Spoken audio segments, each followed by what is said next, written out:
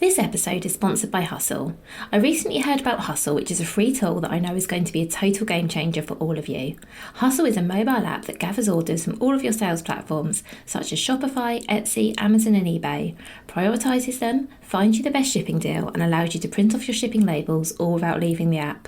I actually spoke with the founders of Hustle recently, and I instantly understood the value, and I just knew I wanted to shout about it. As many of you know, I started my own brand from home and it completely changed my life. Now my goal is to help you do the same, which is why I'm so excited to be sharing a tool I know will do just that. Hustle ensures you'll spend less time juggling admin and more time growing your business. Download Hustle from the link in the show notes and you'll also be able to get £5 off your shipping fees with an exclusive offer just for listeners of this podcast. Welcome to the Bring Your Product Idea to Life podcast. This is the podcast for you if you're getting started selling products or if you'd like to create your own product to sell. I'm Vicky Weinberg, a product creation coach and Amazon expert. Every week, I share friendly, practical advice as well as inspirational stories from small businesses. Let's get started.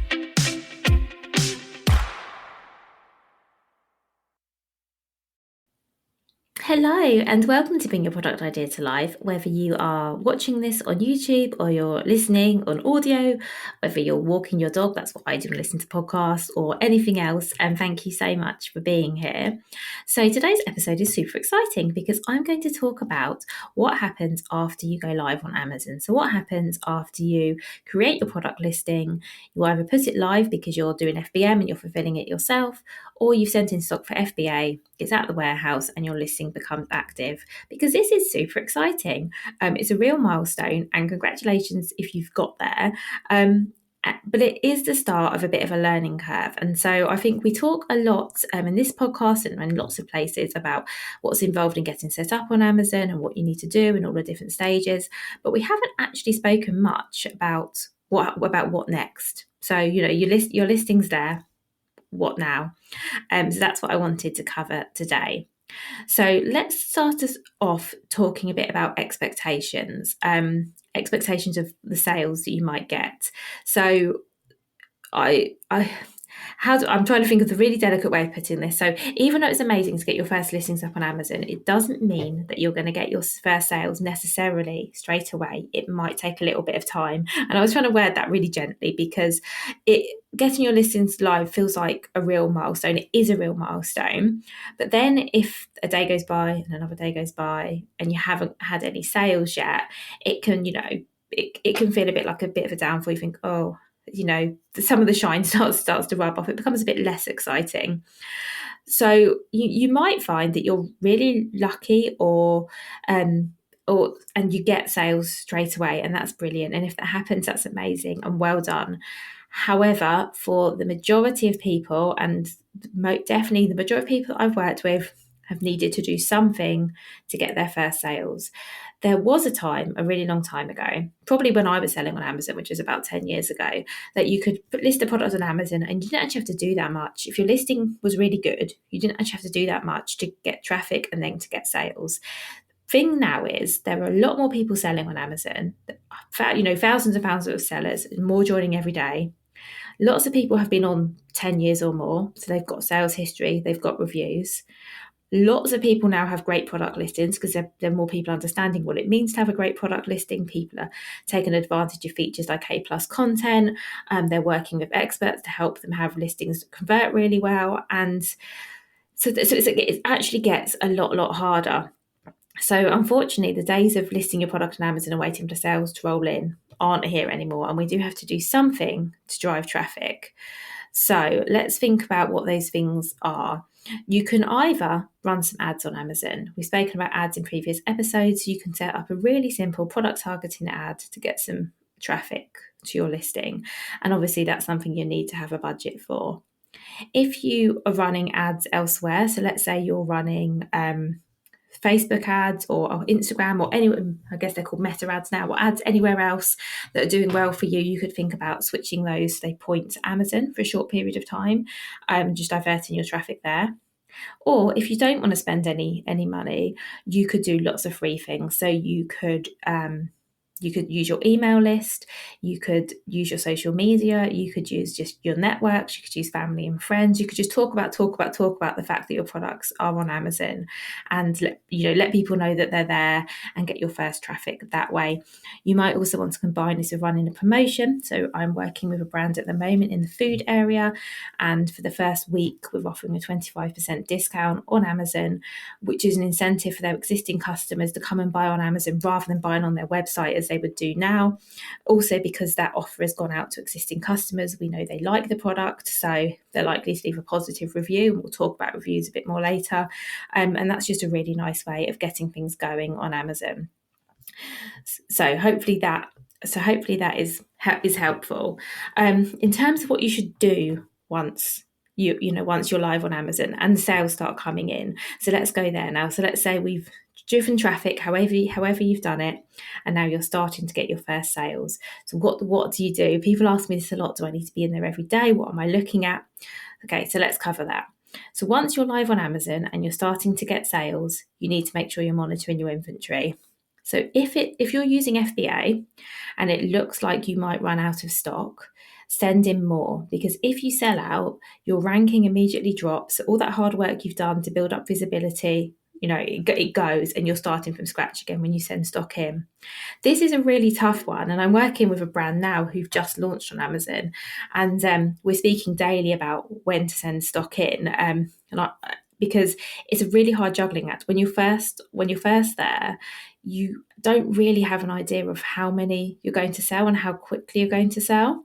Whereas once you've been on Amazon for a while, you will start to see a pattern, and you will start getting an idea of how often you need to replenish stock. In the early days, it's hard.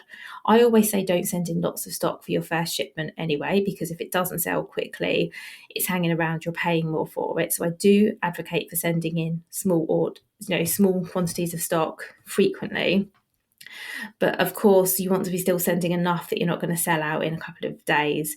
So my advice here, and this is what I'm advising my client at the moment, is to send in stock a bit earlier than you think you need to. Because let's say you've sent in 20 units and you might be thinking, okay, I'll wait until I'm down to 5 and then I'll send in more. Actually, the thing with Amazon is that it can take up to a week potentially for your stock to get checked in. It should happen a lot sooner, but I've just worked with someone recently and it did take a week. It's not a particularly busy time of year. I don't know why it took that long. It just did. And there's it's in a week, let's say, even if you sell one a day, in 5 days, you could be out of stock. So I'm recommending that as soon as you start getting any sales and you can see your product is selling, it's a good time to send in more, even if it's another small amount, just to keep things ticking over, because you really don't want to go out of stock. If you are using Fulfilled by Merchant, just make sure that you sync your inventory with anywhere else you're selling. So lots of platforms, so Shopify is one where you can sync up your Amazon and Shopify inventory. So if you make a sale on one, it updates it on the other. Because if you go out of stock, say on your website, but it still looks like you've got stock on Amazon, you then don't want to receive an order you can't fulfill. So make sure that if you're using FBM, either everything's syncing manually or you're doing something to make sure that, you've got the stock. Amazon is showing stock for the products you have stock of. And if you go out of stock anywhere, that's, you're reflecting that as well, because otherwise you're going to end up getting some issues. Other things you can do is, if I was you on Amazon, I would be checking my reviews. I'll be looking for those early reviews and seeing what customers had to say about the product. These are really useful in the early days. In our last week's episode, we spoke about product listings, and reviews can be a great source of feedback for your listing. So for example, if in your early reviews it's clear that there are things that customers love, think, okay, how well have I highlighted these in my listing? Can I mention them a bit more? On the other side, if you're getting early listings and there's things people don't like or they weren't sure about, you could again use that to update your listing text. And I think using your reviews to update your listings, particularly brand new listings, can be really good. And actually, I've done a whole episode about how you can use your product reviews, which I'll link to in the show notes, and you can go over and have a listen to that. But those early reviews will really give a good indication of what customers think about your product. So do keep an eye out for those. There's a bit of a tip actually. If you would like some early reviews and you don't have any and you're struggling to get them from your mailing list, because reviews on Amazon are notoriously hard to get, you could try Amazon Vine. And I have got a whole episode on Vine, what it is, how it works, which again I will link to in the show notes, so you can go and have a look at that as well, and listen to that. But basically it's where you sort of give away some of your products to Amazon reviewers, and then they leave reviews on your listing. You can, of course, use your email list and friends and family and people like that to leave reviews, but do know that you can't incentivize reviews and you can't ask for positive reviews. So do make sure that anything you do to actively go out and get reviews on your listings are within Amazon's guidelines, or you could get yourself in a bit of trouble. Other things you can be keeping an eye on are your analytics. So if you go into reports, you will see there are so many reports that you can look at. You can get reports on everything. You can get them on your orders, your return rates, your inventory management, all sorts of things. But I think the numbers that I think are important now are your impressions, your click-through rates, and your conversions. And you can get all of these under business reports. This is just really useful. Impressions will tell you how many people are finding your product. And if you're running ads, by the way, you can get all of these just specifically for your ads. That can actually be quite nice if you are running any Amazon ads, to look at the impressions, click-through rates, and conversions for your ads versus what you're getting organically, because then that will start to tell you, okay, so 50% of the impressions I'm getting are via my ads and 50% are organic, or whatever it is. You can see if your ads convert better than organic traffic, all of these kinds of things. But these are the basics that you need to know, and these are under your business reports. I will do a whole episode, I think, in future about reports and the different reports you can get on Amazon and how to look at them. So stay tuned for that. But this is just really useful to information to have. Don't get too hung up on them though, because it is early days. As I've said in previous episodes as well, you can tweak your product listing if you think there's something that's not working. You can change your text, you can change your images, you can change anything at all about your listing that you think might be hurting your conversions. It's going to be hard, first of all, to work out what these things are. If sales are slow initially, that is to be expected on Amazon, I should say. It can take a little while for things to get going. If it's been a bit longer than that and your sales are still slow, still not where you'd expect them to be, then it is probably worth looking at trying to dig down into why that's the case and seeing is there anything you can change. Some common things are if you are doing fulfilled by merchant and the shipping price is quite high, or the shipping price plus the product price combined makes your product maybe more expensive than others in your category. That can be a factor. If your product is quite highly priced in your category, but your listing isn't reflective of that, so customers can't see why the extra price, they can't get a sense of the extra value, that can be another reason. If your shipping times are very long, sometimes Amazon will do something silly like put a handling time on that you haven't necessarily set up, and it will look like customers are going to get your product in a week or something, 2 weeks, something really long. That can also stop people from buying, so have a look out for things like that. It might be there's something in your listing that isn't quite clear. It might be there's a question that people have about your listing isn't answered, so they're looking, not buying. So if you see you get a lot of people clicking through to your listing but then they're not purchasing, then that would suggest that there's something they're missing, there's something they're not finding out about your product, there's a question that's unanswered. Obviously it's going to be, you're not necessarily going to know what that is, but if that's something you can find out and you can update your listing, that should really, really help you. So in terms of going live, to summarize this episode, do not worry in the first couple of weeks if you're not getting sales. It can take time. I really don't, I can't stress enough, I don't want you to worry if you're not getting sales some days or you're getting low sales some days. It can take time to build up on Amazon, and it will, and things will build. Keep tweaking your listing if you feel you need to. Test keywords if you think that you need to, although obviously don't go in and change everything every day. That's probably a little bit much. If you're running ads, keep an eye on them, check how they're doing, make sure you're continually monitoring, you're optimizing where needed. Try and build your reviews, and I would actively try and build my reviews, whether it was by using Amazon Vine, whether it's by using friends and family, existing customers, however you're doing it.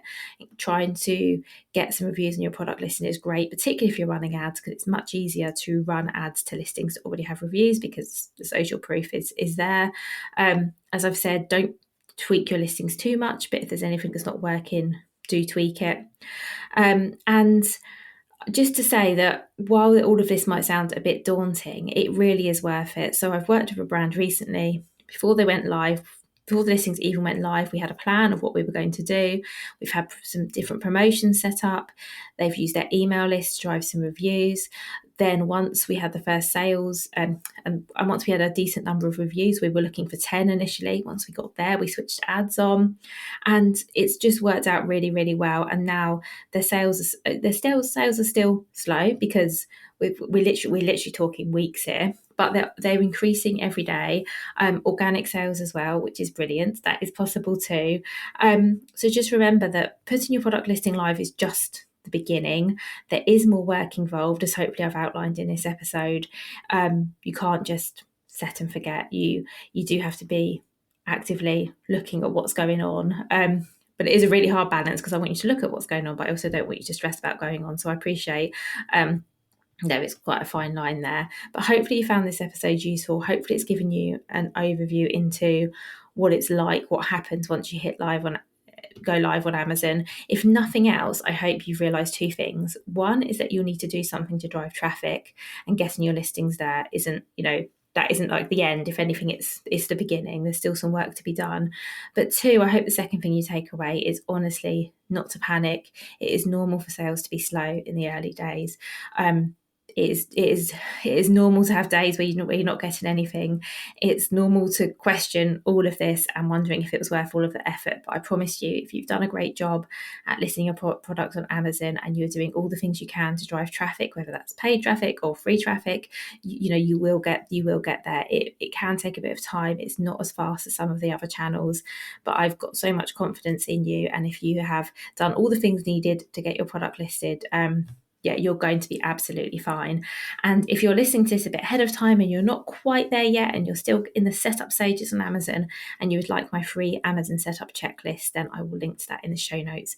You can go over and get that for free, and that will talk to you about all the things you need to do to get up to this point and then beyond. So that should be really helpful. Well, thank you all so much for listening to this episode. I will be back on Friday with another interview, and then next Tuesday with another Amazon Made Easy specific episode.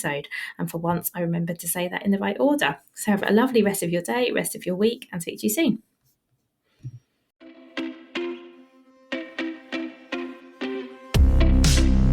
Thank you so much for listening right to the end of this episode. Do remember that you can get the full back catalogue and lots of free resources on my website, vickyweinberg.com. Please do remember to rate and review this episode if you've enjoyed it, and also share it with a friend who you think might find it useful. Thank you again, and see you next week.